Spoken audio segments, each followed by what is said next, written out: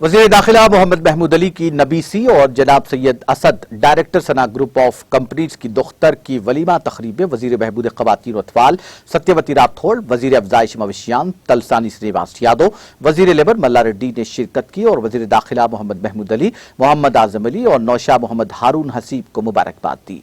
In charge हल्का assembly Malakpet Mohammed Azam Ali, MD TTV Mohammed Furqan Ahmed, साबिक़ सदरनशीन Haj committee Mohammed Masiullah Khan, secretary TRS Mohammed Sharif, Mohammed Muneeruddin, Uppal के TRS सदर ख्वाजा बदरुद्दीन के अलावा मुख्तलिफ शोबा हयात से ताल्लुक़ रखने वाली अहम शख्सियतों ने शिरकत की।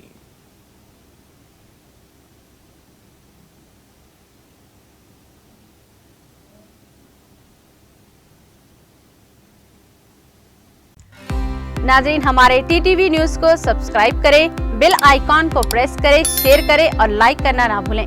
और किसी भी एडवर्टाइजमेंट के लिए हमारे इस नंबर पर कांटेक्ट करें।